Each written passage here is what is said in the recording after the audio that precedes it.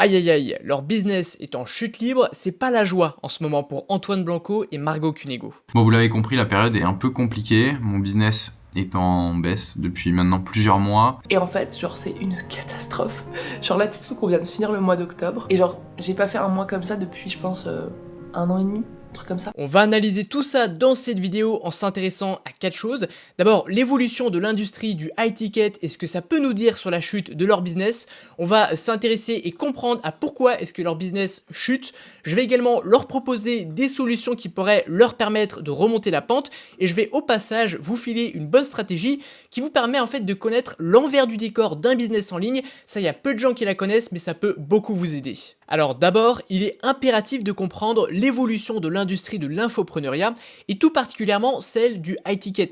Alors le high ticket, je le rappelle, ce sont les offres qui coûtent cher, disons à partir de 1000 € et généralement c'est plusieurs milliers d'euros et c'est ce que proposent Margot Cunego et Antoine Blanco avec leur accompagnement.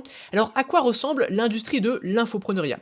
Eh bien d'abord, au début, il y a peut-être 10 ans, ce qui était très à la mode, c'est de vendre un e-book, un petit PDF. Ensuite, on a transitionné vers de la formation vidéo et une fois que ça a pas mal saturé, eh bien on est arrivé sur de l'accompagnement et maintenant c'est l'accompagnement qui commence à saturer, on va en reparler dans cette vidéo. Eh bien on voit même de plus en plus d'événements physiques, de mastermind, ce genre de choses. Donc c'est assez drôle parce qu'une industrie qui de base a cartonné parce qu'elle s'est digitalisée, eh bien petit à petit intègre de plus en plus d'événements physiques, de mastermind, ce genre de choses. Alors petite précision, là je parle vraiment des tendances et effets de mode de l'industrie de façon générale. Mais ça veut pas dire pour autant que tu peux plus vendre d'e-book et cartonner, que tu peux plus vendre de formations vidéo et cartonner. J'en suis la preuve, je vends encore énormément de formations en ligne. C'est pas mort, disons que c'est plus la tendance du moment. Alors du coup, d'abord, il faut comprendre pourquoi est-ce qu'on est passé de la formation vidéo à l'accompagnement. Pourquoi est-ce qu'il y a eu cette transition? Eh bien, il y a plusieurs raisons à ça. D'abord, on a assisté à une saturation de la formation vidéo. Et donc, l'accompagnement était un petit peu la suite logique. C'est ce qui permettait finalement de mettre des barrières à l'entrée et de se différencier de tous les modèles qui existaient déjà, à savoir toutes les formations en ligne. Et puis voilà, ça constituait une barrière à l'entrée parce que c'est pas n'importe qui peut lancer un accompagnement high ticket.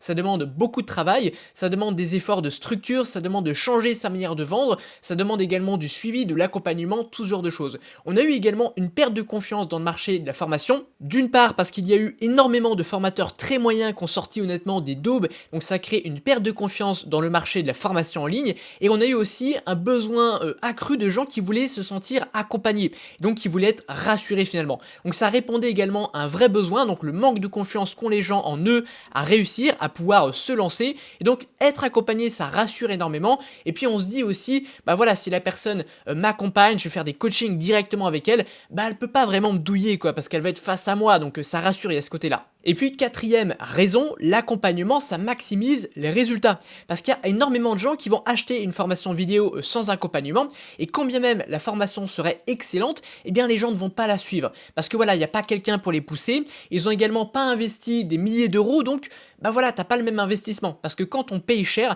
bah on a envie de rentabiliser son investissement et donc on est beaucoup plus investi. Bilan, beaucoup d'infopreneurs explosent avec l'accompagnement, c'est le cas notamment du coup de Margot et d'Antoine. Et donc, le constat est le suivant, à ce moment-là précis, il est beaucoup plus facile de vendre une offre à 3000 € plutôt que d'en vendre 30 à 100 €. Pourtant, ça fait la même somme, tout compte fait. Mais on va voir que ça va finir par bouger. Donc tu vois, il y a une explosion de l'industrie du high ticket. D'ailleurs, rien qu'à voir sur YouTube, j'ai tapé comment vendre une offre high ticket et tu vois qu'il y a plein de vidéos, il y a plein de chaînes qui se sont créées et qui sont spécialisées dans le high ticket. En bref, c'est à peu près il y a 1 an que l'industrie du high ticket a explosé, l'accompagnement a fait exploser beaucoup de gens, ils ont montré le résultat, ça a donné envie à leur tour à beaucoup de gens de se lancer à leur tour, qui eux aussi ont réussi, qui eux aussi ont vanté le fait qu'il est plus facile de vendre un produit à ticket que plusieurs low tickets. Donc la conséquence de ça, c'est évidemment une saturation du marché high ticket et une hausse de la sophistication du marché. Alors qu'est-ce que la hausse du niveau de sophistication d'un marché? Eh bien c'est un concept qui a été développé par Eugène Schwartz. Je vais passer rapidement dessus parce que tu en as déjà ou probablement même déjà entendu parler. Il décompose en fait un marché sous forme de 5 niveaux de sophistication en fonction de son niveau de développement. Donc quand le marché est neuf, on dit qu'il est peu sophistiqué.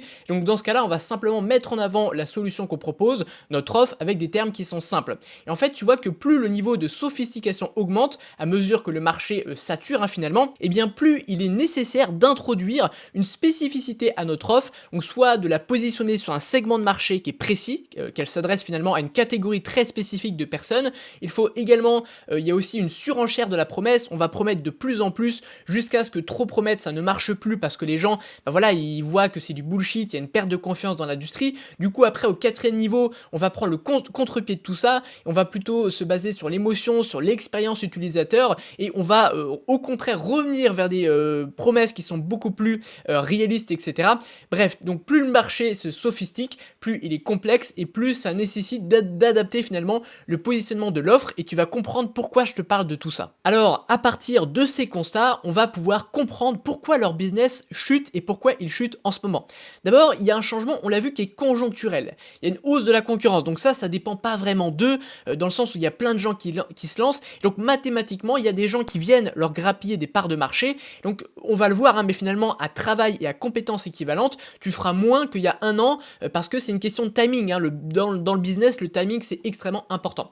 Ensuite, on va voir également que la croissance sur les réseaux, elle ne peut plus être aussi forte, pareil, parce qu'il y a une hausse du niveau de concurrence, et aussi parce que Margot et Antoine, ils sont relativement récents sur le marché, mine de rien, ils ont eu une croissance qui était très forte quand ils sont arrivés sur le marché, et forcément, quand tu as touché plus ou moins une grosse partie du marché, tu peux pas avoir une croissance qui est toujours aussi forte. Et ensuite, troisième chose, du coup, c'est la hausse de la sophistication du marché dont je viens de te parler, et je vais t'expliquer un petit peu tout ça. Alors d'abord, concernant le changement qui est conjoncturel, c'est une hausse de la concurrence, et donc ce qu'il faut comprendre, c'est que toute chose égale par ailleurs, eh bien tu vas avoir de moins bons résultats. Ce que j'appelle toute chose égale par ailleurs, c'est que si tu fais la même vidéo de vente, le même prix, la même qualité de produit, le même nombre d'abonnés, comme tu as plus de concurrence, eh bien tu auras tout simplement moins de ventes. Donc ça, on peut entre guillemets rien y faire. Enfin si, on peut y faire quelque chose, mais ça demande d'aller chercher autre part des relais de croissance.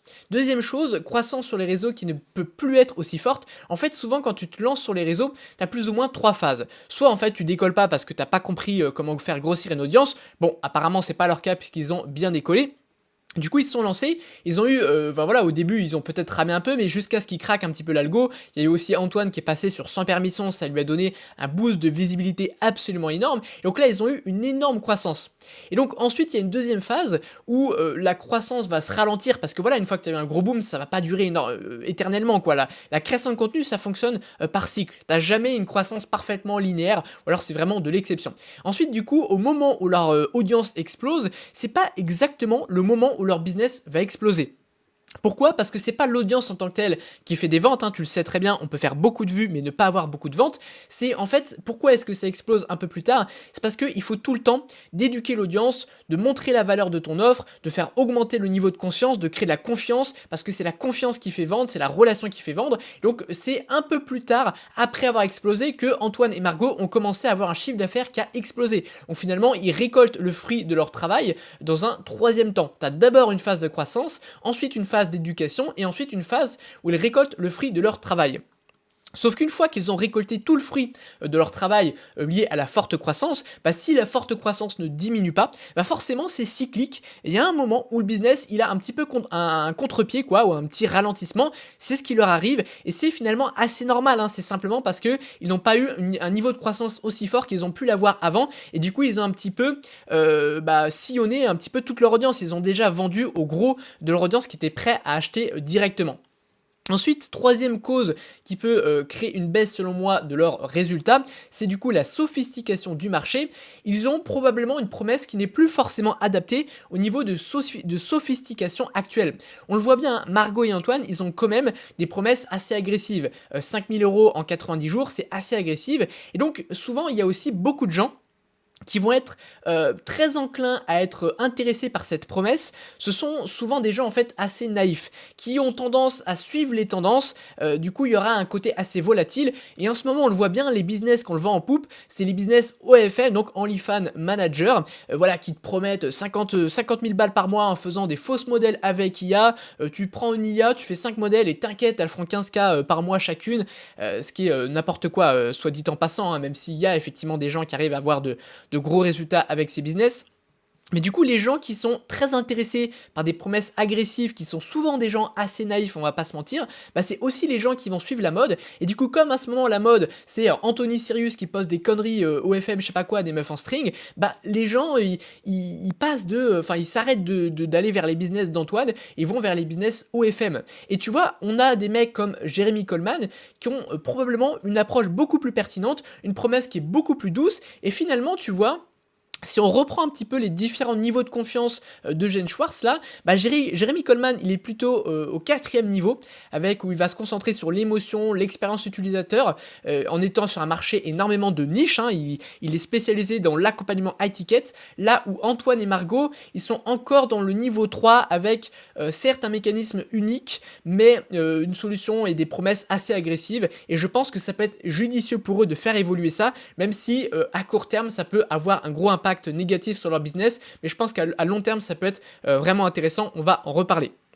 Voilà, finalement en fait ce qu'on voit c'est que le business ça fonctionne par cycle et ils ont atteint un palier de croissance qui est tout à fait naturel. Je pense qu'il n'y a pas de quoi s'alarmer plus que ça, il y a une hausse de niveau de concurrence, ils ont explosé leur audience et ensuite je te l'ai dit un peu plus tard, ils ont récolté le fruit de cette explosion, mais maintenant il faut trouver des relais de croissance et donc il va falloir adopter des changements qui seront profonds pour casser ce palier et aller chercher par relancer la croissance quoi. Alors, troisième partie de cette vidéo, je vais maintenant leur proposer des solutions, qu'est-ce que je ferais à leur place si j'avais exactement leur type de business. Avant de commencer, j'ai 3 cadeaux pour toi. C'est 3 documents gratuits que tu vas pouvoir récupérer sur le premier lien en description. Le premier, c'est 10 prompts personnalisables qui s'adaptent peu importe ta niche, qui vont te permettre de créer des contenus plus facilement, plus vite et de meilleure qualité. Le second, c'est 4 hacks en psychologie des prix qui vont te permettre de mieux fixer des prix et donc de booster tes ventes. Et le troisième, c'est 8 méthodes pour consolider ton personal brand en parlant mieux de toi, pour créer la relation, c'est ça qui fait vendre. Donc récupère ça gratuitement sur le premier lien en description.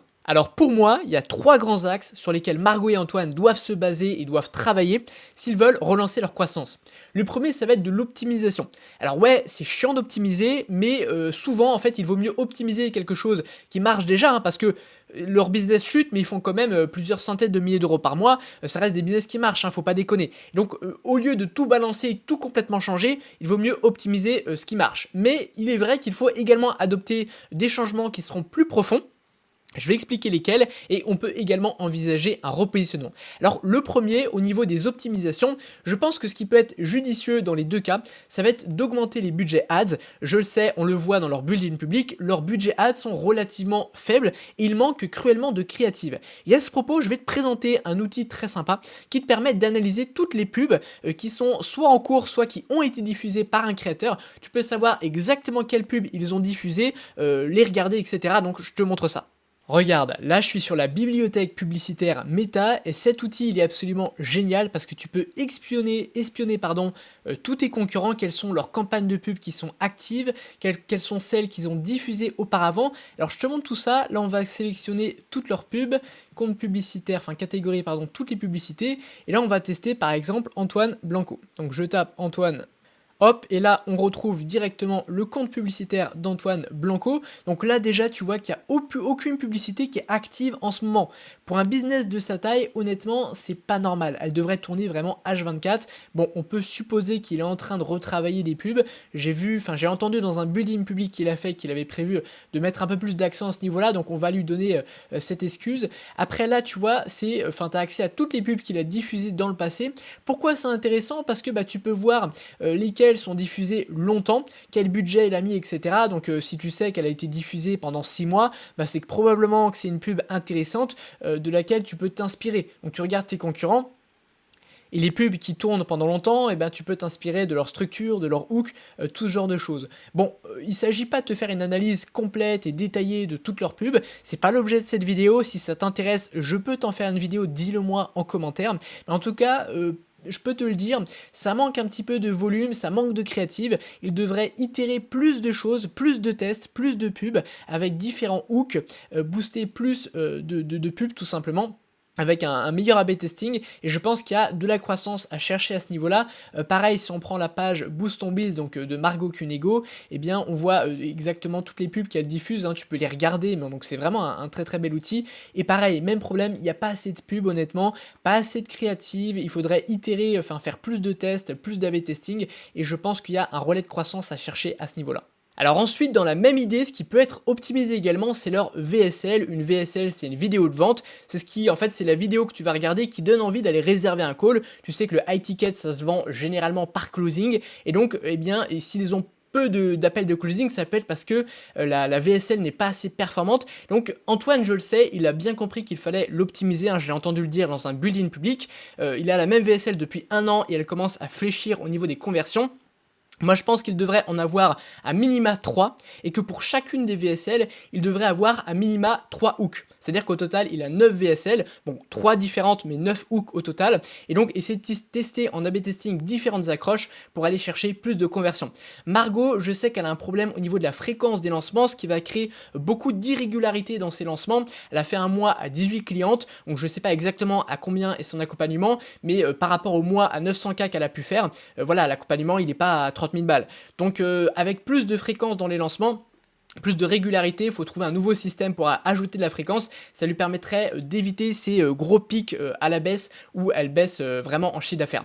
Alors finalement, toutes ces techniques d'optimisation, je pense qu'elles peuvent déjà à elles seules pas mal redresser la barre. Par contre, c'est clairement pas ce qui va faire exploser leur business. On est clairement on est en train de mettre leur business finalement sous assistance respiratoire, mais c'est pas une vraie solution dans le sens où on a des changements de marché qui sont profonds, notamment une hausse de la concurrence. Et donc s'ils veulent vraiment aller chercher des nouveaux paliers de croissance vraiment plus hauts, eh bien il va falloir adopter des changements plus profonds.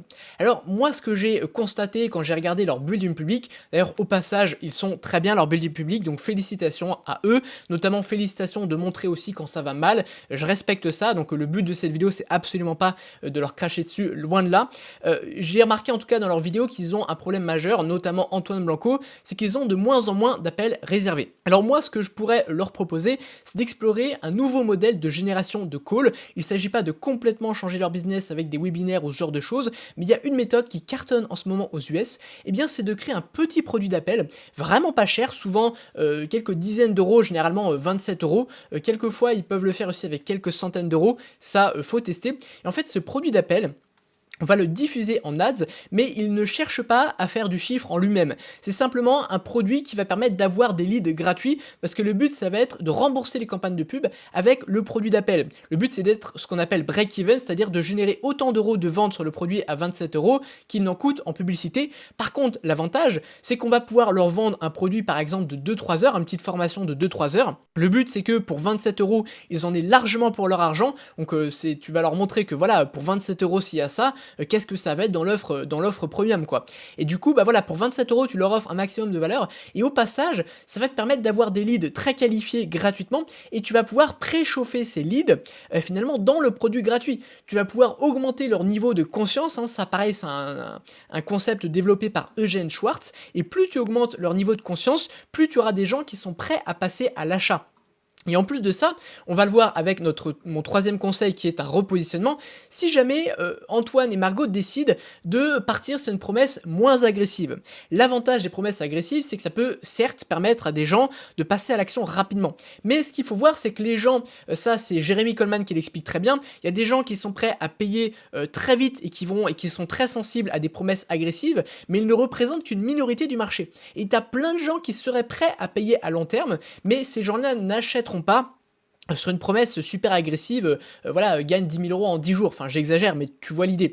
Et du coup s'ils partent sur une promesse un peu plus soft, du style gagner sa vie grâce à une activité en ligne, grâce aux produits digitaux, pour reprendre un petit peu la promesse d'Antoine, au lieu de gagne 5 000 euros par mois en 90 jours, et bien ce produit-là, il va permettre de préchauffer et de préqualifier les leads, de augmenter leur niveau de conscience et donc d'avoir des leads qui seront bien plus prêts à passer à l'action sur une promesse qui sera plus soft. Donc ça c'est une première une première idée à explorer. Seconde chose, ça va être de proposer une offre à 10 000 voire 20 000 euros parce que on le dit souvent, il est beaucoup plus simple de revendre à ses clients plutôt que d'en trouver de nouveaux. Et donc on le dit souvent également, il y a 20% de nos clients qui sont prêts à payer 4 à 5 fois plus cher que ce qu'ils ont déjà payé. Alors c'est pas une vérité absolue, mais c'est ce qu'on constate dans la majorité des business, et je pense qu'en reproposant une offre, je sais pas, je crois que leur accompagnement il doit être autour de 3 000 euros, 3-4 000 euros. Bah, s'ils proposent une offre 4 à 5 fois plus chère, donc entre 10 et 20 000 euros, ils auront probablement 20% des clients qui sont prêts à la prendre. Alors certes, là, on est sur un changement assez profond dans la structure du business, mais ça peut vraiment aller leur permettre de chercher de nouveaux paliers de croissance, parce que si tu as 20% de tes clients qui payent une offre 5 fois plus chère, bah, tu fais x2 sur le business. Donc ça peut être très intéressant. Ensuite, je pense également qu'ils devraient tester plus de formats de contenu. Alors pour ça, ils peuvent s'inspirer du boss en matière de création de contenu, c'est Yomi Denzel. D'ailleurs, je te prépare une vidéo analyse de toute sa stratégie de contenu, comment il a fait pour être numéro 1 dans la thématique business. Donc abonne-toi à la chaîne et laisse-moi également un pouce bleu si la vidéo te plaît pour ne pas manquer cette vidéo. Alors pourquoi tester plus de formats? Parce que finalement optimiser des petites choses, c'est pas ce qui va leur permettre de faire un grand bond. Par contre, s'ils arrivent à trouver un nouveau format qui cartonne et qui peuvent le réitérer en plusieurs épisodes de contenu, bah ça peut relancer finalement de la croissance sur leur réseau et leur permettre d'aller chercher plus de leads. Ce qui peut être pas mal aussi, c'est en vue des budgets qu'ils ont, ils sont quand même des business qui tournent très bien, je pense qu'ils peuvent investir plus de budget dans leur contenu, mais d'une autre façon que simplement dans le lifestyle. Aujourd'hui, le lifestyle classique, entre guillemets, tout le monde peut faire. N'importe qui a une boîte qui tourne assez bien, tu peux te montrer dans des beaux hôtels, en train de faire du surf dans je sais pas quoi, bref, c'est assez facile à faire. Et je pense qu'au lieu de faire des business des vidéos lifestyle assez classique, il pourrait allouer du budget à d'autres types de formats, notamment en faisant des collaborations. Limite tu payes, au lieu de payer voilà, un hôtel à 3000 balles la nuit, tu payes un invité de marque reconnu dans sa thématique et tu fais un concept de vidéo avec lui. Ça pourrait être très très bien. Tu peux aussi profiter de la notoriété des invités. Ils peuvent aussi investir pour des expériences originales qui coûtent cher, que tout le monde ne peut pas faire, et je pense que investir le budget d'une façon un peu différente et assez réfléchie, ça peut être vraiment intéressant pour eux. Quatrième option possible, ça va être de créer plus de barrières à l'entrée sur l'offre. On l'a vu, on assiste à une hausse de la sophistication du marché. Aujourd'hui, il y a plein de gens qui proposent de l'accompagnement avec voilà un suivi, etc. Donc réinvestir une partie de l'argent que que payent les clients pour ajouter peut-être des événements physiques. On l'a vu, peut-être que l'avenir finalement de l'infopreneuriat, ça va revenir à des événements physiques. On a Alec Henry qui a organisé pas mal de choses qui vont dans ce sens-là, notamment un événement, je crois, au Parc des Princes. Il a le Mastermind Ikigai avec Oussama Ammar. Donc on voit de plus en plus d'événements physiques et je pense qu'il devrait, il est probablement judicieux pour eux d'explorer cette piste directement en ajoutant voilà peut-être un événement physique pour tous ses clients, d'offrir peut-être des cadeaux que tu envoies directement par la poste. Voilà, ça peut être des livres, ça peut être des choses comme ça. Et ensuite, troisième solution possible, ça va être du coup un repositionnement. Ça, je t'en ai déjà parlé. Donc changer le niveau de sophistication avec une promesse qui est moins agressive. Je pense que c'est plus adapté au marché d'aujourd'hui et augmenter finalement le niveau de conscience avec la technique du produit d'appel que j'ai présenté juste avant. À présent, n'oublie pas que tu peux récupérer tes 3 cadeaux sur le premier lien en description. Pense à t'abonner à la chaîne si la vidéo t'a plu et pense également à me laisser un petit pouce bleu et moi je te dis à la prochaine. Ciao ciao.